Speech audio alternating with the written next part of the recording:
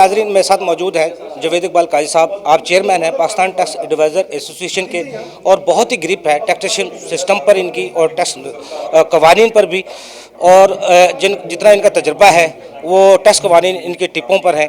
जावेद इकबाल काजी साहब, आपको अपने प्रोग्राम खुशामदीद कहते हैं। सर, जो हमारा टैक्स निज़ाम है, जो मौजूदा हालात में जिस तरह चल रहा है 74 साल से, इससे कहाँ तक मुतमईन है? और दूसरा, जो पॉइंट ऑफ सेल पे पाकिस्तान टैक्स एडवाइज़र एसोसिएशन ने प्रोग्राम किया है, आप क्या समझते हैं जो हुकूमत ने एग्जाम्पशन ख़त्म किए, इनका मुतबादल क्या था? देखिए, बात यह है कि ये जो निज़ाम चल रहा है ये तो 74 ईयर से ऐसे ही चल रहा है। असल में जब तक जज़ा और सज़ा का कंसेप्ट नहीं होगा यह निज़ाम कामयाब नहीं हो सकता। महकमे के अफसरान ज़बरदस्ती इतने ज़बरदस्त टैक्स लगाते हैं, बायस होकर लगाते हैं, और टैक्स गुजार बर्दाश्त करता है, अपीलों में जाता है, हाई कोर्ट में जाता है, सुप्रीम कोर्ट में जाता है, वेयर एज उसके अगेंस्ट किसी किस्म की नाजायज़ काम करने पे अफसरान के ख़िलाफ़ कोई एक्शन नहीं लिया जाता।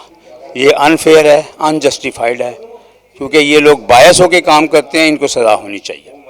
अब रही बात पीओएस की, पीओएस में लगाने के लिए महकमे के अफसरान को चाहिए था कि पहले उस इलाके की टैक्स बार एसोसिएशंस और चैम्बर ऑफ कॉमर्स में कॉन्फिडेंस में लिया जाता, और जो इनका रेट है 17%, ये बहुत ज़्यादा है, इसको 5% 7% तक होना चाहिए था।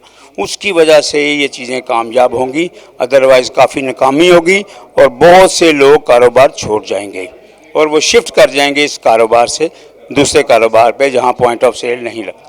जी साहब, सेल टैक्स का तो तमाम जो असरात हैं वो आम कंज्यूमर को उठाने पड़ते हैं। क्या इनकम टैक्स एग्जाम्पशन है जिनको ख़त्म करके इसको टारगेट को पूरा किया जा सकता था? कोई नहीं, इसमें ऐसी कोई चीज़ नहीं है टारगेट को पूरा करने के लिए।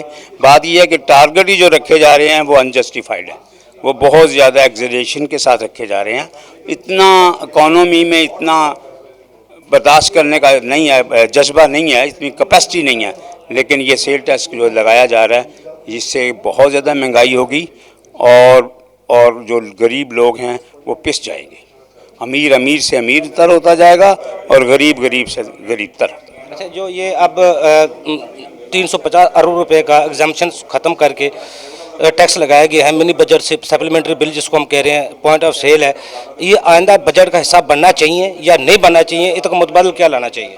बात यह है कि जब बजट का कोई चीज़ पार्ट बन जाए तो अगले बजट में वो कम नहीं होता, वो बजट अगले बजट में उसको इंक्लूड ही समझें आप, हमेशा इंक्लूड ही रहता है। तो ये इंक्लूड ही होगा, ये एक्सक्लूड नहीं होगा। या गवर्नमेंट इतनी सखी हो जाए कि ये चीज़ें जो है ना इन पे रेट्स कम कर दे, उससे कॉमन मैन को फ़ायदा होगा। अदरवाइज़ कॉमन मैन गरीब आदमी बहुत ज़्यादा सफ़र करेगा और इसका क्रेडिट और डिसक्रेडिट इमरान खान की गवर्नमेंट को जाएगा। बात असल में ये है कि हमने लोन लिए हैं बहुत ज़्यादा, इसकी रीपेमेंट करने के लिए हमें निचोड़ना पड़ता है इन गरीब लोगों को, टैक्स गुजारों को, और यही पैसे हमने बाद में रीपे करने हैं इंस्टॉलमेंट्स में। हमें चाहिए कि हम अपनी इकोनॉमी को इस तरह कंट्रोल करें कि हम बर्डन उस पर इकोनॉमी पे कम से कम बर्डन आए।